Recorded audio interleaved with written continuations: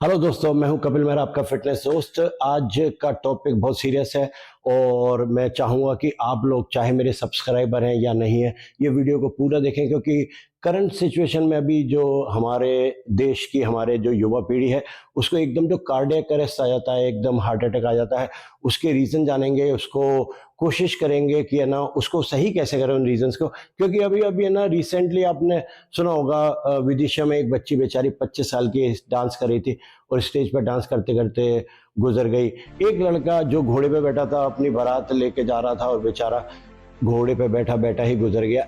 एक लड़का, मेरे यहाँ पर, मेरे ही शहर की घटना है, सेक्स करते हुए, इंटरकोर्स करते वक्त उसको कार्डियक अरेस्ट आया और वो गुजर गया।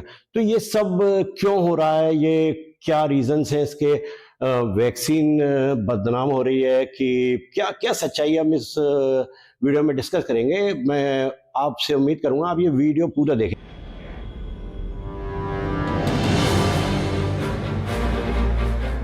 तो जो मैंने इन सब चीज़ों को सुना और मैंने इस बारे में स्टडी भी करी और अपना जो एक्सपीरियंस है उससे जो मेरे को पॉइंटर मैंने बनाए हैं कुछ, कि क्या रीज़न है, उसको कैसे हम सुधार सकते हैं। सबसे पहला रीज़न लें कि पुअर लाइफस्टाइल। कोविड के बाद में बहुत सारे बच्चों को वर्क फ्रॉम होम दिया गया। वर्क फ्रॉम होम में ऑब्वियसली उनकी सीडेंटरी लाइफस्टाइल, घर पे बैठे रहना, पहले थोड़ा ऑफिस जाते थे, वॉक वगैरह हो जाती थी, वो नहीं हो रही। तो ऑब्वियसली यानी कि आपका पहला रीज़न है सीडेंटरी लाइफस्टाइल।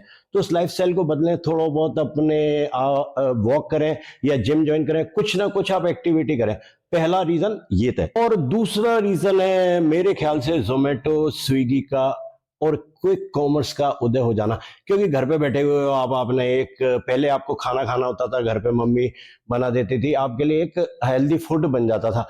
अब क्या, आपको भूख लगी, आपने जोमेटो, स्विगी पे या ब्लिंकिट, ज़ेप्टो पे अपना स्नैकिंग के लिए या कुछ भी उल्टा सीधा आपने ऑर्डर किया और आ गया। और आप ये भी देखेंगे कि सोशल मीडिया पे फूड का ग्लोरिफिकेशन बहुत हो रहा है। जो भी फूड ब्लॉगर्स हैं, बहुत ज्यादा है ना, वीडियोस फूड के आते हैं, तारीफ होती है, तो ऑब्वियसली कहीं ना कहीं आदमी ऑब्सेस होकर ऑर्डर कर लेता है और ये उल्टा सीधा खाना आ जाता है।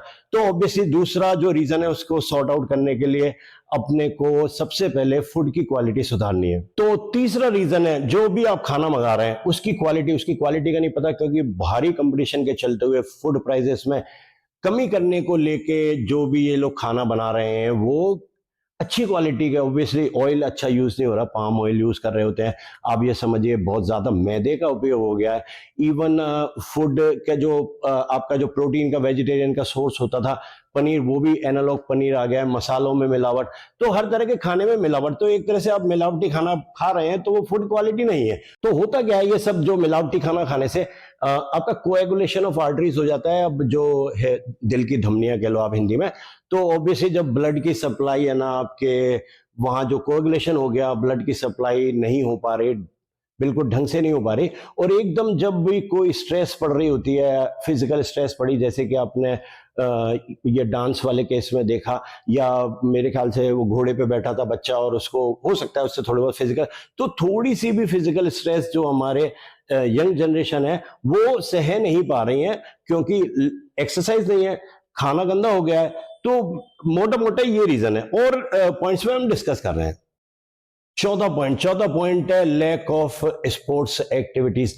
अब क्या होता था, पहले लीजर टाइम, फन टाइम के लिए बंदा बाहर खेलने चले जाता था। हमारे टाइम में क्रिकेट गली में खेल रहे होते थे, बहुत सारे और गेम्स खेल रहे होते थे, बैडमिंटन होता था। सब कुछ है ना फोन पर और कंप्यूटर पे चल रहा है। लोग घर बैठे बैठे एक्स बॉक्स पे या आपके मोबाइल पे गेम्स खेल रहे हैं और कोई भी एक्टिविटी नहीं है, स्पोर्ट्स एक्टिविटी बिल्कुल भी नहीं है।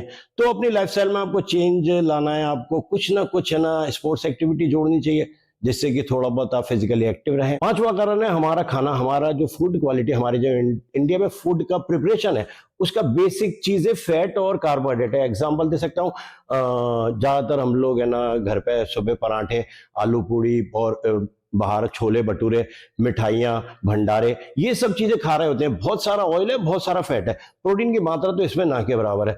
तो फूड की क्वालिटी ऑब्वियसली हम लोगों को सुधारनी पड़ेगी। छठा रीजन स्ट्रेस। जो यंगस्टर है हमारे, बहुत ज्यादा स्ट्रेस रहते हैं, जरा सी बात हुई कि नहीं, इवन उनके सुसाइडल थॉट्स आने लगते हैं, ऐसे डिप्रेशन में चले आते हैं।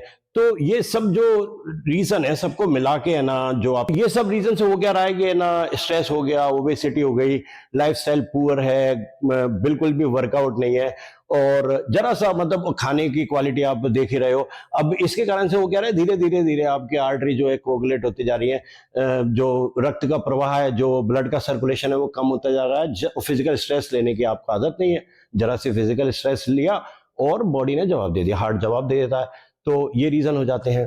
सातवां पॉइंट, ये एक अलग से पॉइंट है बॉडी बिल्डर्स के लिए या जिम गोअर्स के लिए। बॉडी बिल्डर्स तो ये हो गया, उनको स्टेरॉइड या बहुत सारे अदर मेडिकेशन के कारण, enlargement of heart, electrolyte imbalance के कारण हार्ट अटैक आ जाता है। और जो जिम गोअर्स है, एकदम नया जाना, जिम शुरू किया और प्रॉपर वार्म अप नहीं किया हुआ, पहले दूसरे दिन ही बहुत सारी एक्सरसाइज कर लेना, तो ये सब चीज़ों को अवॉइड करें और स्लोली आप अपना वर्कआउट स्टार्ट करें।